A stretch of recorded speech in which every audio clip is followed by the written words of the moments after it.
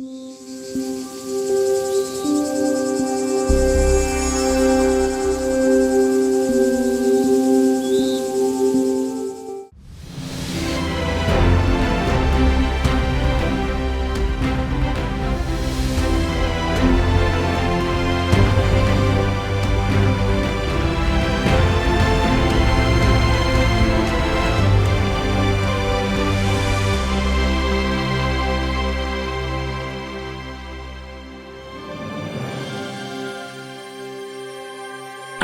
l'époque du régime communiste en Allemagne de l'Est, certains d'entre nous ont vécu cette période. La jeune génération l'a sans doute découverte dans les manuels d'histoire, mais nous l'avons vécue. Durant ces terribles années où les communistes contrôlaient l'Allemagne de l'Est et sa capitale Berlin-Est, le ministère de l'Éducation de Berlin-Est a rejeté 8 fois de suite la demande d'inscription à l'université des 8 enfants de M. Holmer qui voulaient s'y inscrire. À l'époque, le ministère de l'Éducation ne donnait généralement pas de raison pour expliquer pourquoi il refusait une demande d'inscription ou rejetait un candidat à l'université. Mais dans le cas de M. Holmer, la raison du rejet des demandes d'inscription de ces 8 enfants à l'université n'était pas difficile à deviner. M. Holmer était pasteur luthérien à Lobetal, une banlieue de Berlin-Est. Pendant 26 ans, le ministère de l'Éducation de Berlin-Est ou de l'Allemagne de l'Est a été dirigé par nul autre que l'épouse du Premier ministre, le Premier ministre communiste de l'Allemagne de l'Est, Margot Anker. Elle n'était pas seulement l'épouse du Premier ministre, mais elle exerçait une dictature totale sur le système éducatif. Passons maintenant à 1989-90, lorsque le mur de Berlin est tombé. Là encore, certains d'entre nous s'en souviennent. Nous avons vu de nos propres yeux des gens, tant du côté est que du côté ouest, tenter de renverser ce mur et finalement le mur s'est effondré. Lorsque cela s'est produit, le Premier ministre Honecker et son épouse ont été destitués de leurs fonctions et inculpés comme criminels. Mais ce n'est pas tout. Ils ont en effet été expulsés du luxueux palais où ils vivaient à Wandlitz et se sont retrouvés sans domicile. Ils se sont retrouvés à la rue. Le Premier ministre Honecker et son épouse se sont retrouvés non seulement sans domicile et à la rue, mais aussi sans aucun ami. Personne ne voulait être associé à eux. Aucun de leurs anciens camarades communistes, qui se targuaient pourtant de leur camaraderie, personne n'osait même les regarder, lui ou son épouse. Personne ne voulait s'identifier à eux, ni les accueillir chez lui lorsqu'ils se sont retrouvés sans domicile, chassés du pouvoir et jetés à la rue. Il n'y avait qu'une seule exception. Une seule exception. Le pasteur Holmer et sa famille de 8 enfants. C'étaient eux. Ceux-là même à qui Madame Honecker avait refusé l'éducation à cause de leur foi chrétienne, ils étaient la seule famille, celle du pasteur Holmer, à accueillir le dictateur déchu et à l'inviter à venir vivre chez eux avec sa famille. Monsieur Holmer a dit, le révérend Holmer a dit, pour l'amour de Jésus, j'ai fait preuve de miséricorde envers ceux-là même qui les avaient persécutés et discriminés. La foi chrétienne est la seule foi qui n'exige pas du croyant qu'il fasse quoi que ce soit pour son salut. C'est la seule foi. La foi chrétienne est la seule foi qui révèle l'amour de Dieu descendant vers l'humanité. Les adeptes de toutes les autres religions tentent désespérément d'atteindre un Dieu dont ils ne savent rien d'autre que le nom. Je vous invite à ouvrir avec moi, si vous ne l'avez pas déjà fait, le livre de 2 Samuel, chapitre 9, verset 1. Reste-t-il encore quelqu'un de la famille de Saül pour que je lui fasse du bien, accorder ma faveur, accorder ma grâce à cause de Jonathan? Pensons-y ensemble. David a souffert pendant 15 ans sous le joug de Saül. David a été persécuté et traqué pendant 15 ans par Saül. David a été pourchassé de montagne en montagne, il a été pourchassé de désert en désert, il a été pourchassé de ville en ville. David a échappé de justesse au javelot et à la lance de Saül. Et pourtant, dès que David devient roi, dès que David sort victorieux par la seule puissance de Dieu, dès que David accède au pouvoir, il fait preuve de grâce. Comme je l'ai dit, ce chapitre préfigure la grâce de Dieu qui est venue sur terre à la recherche de pécheurs perdus, comme moi, tout comme Dieu qui a initié son œuvre de grâce dans la vie d'un pécheur indigne. David initie un acte de grâce envers la famille de son ennemi juré. Donc David a demandé, y a-t-il encore quelqu'un de la maison de Saül à qui je puisse faire du bien à cause de Jonathan? Au verset 3, ils lui ont dit oui. Il reste un fils de Jonathan, Méphibosheth. Il est handicapé aux 2 jambes. Avez-vous remarqué que la Bible le répète plus d'une fois? C'est très important, ne manquez pas cela. Il est handicapé aux 2 jambes. Maintenant, si vous revenez au chapitre 4, verset 4, vous verrez comment il est devenu infirme. Il est devenu infirme à la suite d'une chute. Lorsque son père et son grand-père ont été tués au combat, prise de panique, sa nourrice, sa gardienne, a pris le petit garçon Méphibosheth et s'est mise à courir, effrayée, ne sachant pas ce qui allait se passer, et dans sa course, elle l'a laissé tomber, et lorsqu'il est tombé, il s'est cassé les 2 pieds. Ici, dans 2 Samuel 9, Méphibosheth n'est plus un petit garçon, c'est un homme adulte. C'est un homme adulte maintenant. Je veux comparer la situation de Méphibosheth à la vôtre et à la mienne avant que le Christ n'entre dans notre vie. Tout d'abord, il y a son nom. Son nom, Méphibosheth, en hébreu, ça signifie une chose honteuse. C'est son nom, une chose honteuse. Bien-aimés, écoutez-moi. Notre état avant que Christ n'entre dans nos vies était une chose honteuse. Nous sommes nés dans le péché, nous sommes nés le dos tourné à Dieu, nous sommes nés avec un esprit, un cœur en inimitié avec Dieu, nous sommes nés avec un esprit obscurci, nous sommes nés avec une volonté qui s'oppose à la volonté de Dieu. La deuxième chose que je veux vous montrer dans ce contraste, c'est que Méphibosheth était en fuite poursuivi par David. Réfléchissez-y bien. Tout comme notre culture, nos médias et notre système éducatif mentent à nos enfants au sujet de Dieu, quelqu'un a menti à Méphibosheth au sujet de David. Ne lui a pas dit la vérité sur David. Et par conséquent, Méphibosheth a cru à tort pendant toutes ces années que David voulait se venger, que David allait l'attraper, que David était son ennemi. Et le troisième contraste que vous allez remarquer ici entre Méphibosheth et nous, avant Christ, c'est qu'il était estropié des 2 pieds. Cela illustre notre condition spirituelle avant le Christ.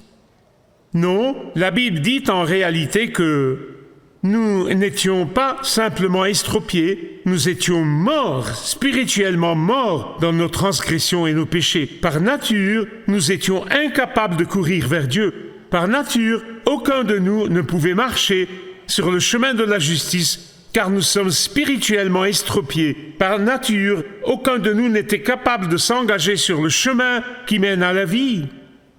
Nous étions spirituellement morts et infirmes. Quand il dit que personne, c'est-à-dire absolument personne, ne vient au Père excepté par moi, Seul Jésus peut nous faire traverser le gouffre du péché. Seul Jésus peut nous conduire vers le pardon du Père. Seul Jésus peut nous fortifier par sa grâce. Seul Jésus peut nous sauver de la condamnation. Mais la quatrième chose que je veux vous montrer, le quatrième contraste ici, c'est que Méphibosheth est devenu infirme à la suite d'une chute. À la suite d'une chute. La nourrice ou la gardienne l'a fait tomber alors qu'il était petit garçon et il est devenu infirme des 2 jambes. Nous aussi, nous sommes devenus pécheurs de naissance et par nos actes après la chute d'Adam dans le jardin d'Éden. Adam et Ève n'ont pas été créés pour pécher, mais ils sont devenus spirituellement infirmes lorsqu'ils sont tombés dans le péché et la désobéissance envers le Dieu vivant. Et la 5e chose que je veux vous montrer ici, au verset 4, c'est que Méphibosheth vivait à Lodébar. Lodébar signifie sans pâturage, sans espérance, sans vie. En fait, en hébreu, le mot lo, L-O, signifie non. Lo, chaque fois que vous le voyez, quand le livre d'Osée dit « J'appellerai l'enfant Lo Ruhama », cela signifie pas de miséricorde. Ruhama signifie miséricorde. Il vient donc du pays de Lodébar, le pays sans pâturage. C'était une terre stérile, un lieu d'insatisfaction, c'était un lieu de vide. Et il en était de même pour nous. Ce jeune homme Méphibosheth avait tout contre lui. Oh, mais la grâce de Dieu! Il venait d'une famille qui s'était rebellée contre loin de Dieu. Il ne pouvait pas marcher à cause d'une chute. Il vivait dans un pays sans espérance, d'une stérilité totale, et pourtant, le roi lui-même. Et pourtant, pouvez-vous dire pourtant? Yes. Le roi lui-même le cherchait. Le roi lui-même lui tendait la main. Le roi voulait le combler de bénédictions. Il voulait le combler de grâce. Dans Jean chapitre 10, verset 3, le Seigneur Jésus a dit, le bon berger, il parle de lui-même bien sûr, le bon berger connaît ses brebis par leur nom. Avez-vous compris cela? Il vous appelle par votre nom. Au buisson ardent, il a appelé Moïse par son nom. Alors qu'il marchait dans une rue de Jéricho, il a levé les yeux vers le sycomore et a appelé Zachée par son nom. Devant le tombeau vide, Jésus a appelé Marie par son nom. Sur la route de Damas, il a appelé Saul de Tarse par son nom. Bien-aimés, il vous appelle par votre nom. Écoutez simplement assez longtemps et vous l'entendrez. Vous l'entendrez. Laissez-moi vous poser cette question. Savez-vous que votre nom est mentionné dans les lieux élevés? Le savez-vous? Votre nom est mentionné dans des lieux bien plus élevés que tout ce qui existe sur cette terre ou dans ce monde. Votre nom est connu dans les cours du ciel. Saviez-vous que le Seigneur Jésus-Christ parle de votre nom à son Père par votre nom? David a appelé Méphibosheth par son nom. Le deuxième contraste entre David et notre Seigneur se trouve au verset 7. Il lui dit, « N'aie pas peur, n'aie pas peur. » Savez-vous que c'est la toute première chose que le Seigneur nous dit lorsque nous venons à lui dans la repentance et la foi? C'est la première chose qu'il nous dit. Et il vous appelle par votre nom et dit, « N'ayez pas peur. » John, n'aie pas peur. Bob, n'aie pas peur. Michael, n'aie pas peur. N'aie pas peur, James, n'aie pas peur. Suzanne, n'aie pas peur. C'est la première chose qu'il nous dit, n'aie pas peur. Ne manquez pas ça, c'est très très important, car vous remarquerez qu'il n'y a pas de réprimande, il n'y a pas de condamnation, il n'y a pas de reproche, il n'y a pas de colère concernant le passé, il n'y a pas de reproche à cause de ce que la famille a fait ou non. Non, que lui a-t-il dit?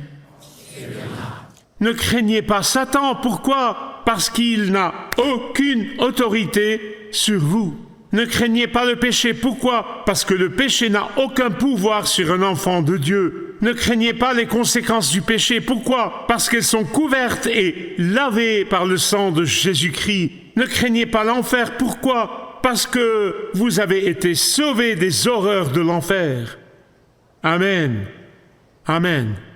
Non seulement David a-t-il appelé Méphibosheth par son nom, non seulement David a-t-il dit à Méphibosheth ne crains rien, mais la troisième chose au verset 7, David lui a dit « Je te rendrai toutes les terres de Saül, ton grand-père. » Mais bien aimé, je m'apprête à crier parce que je sais ce que je vais dire.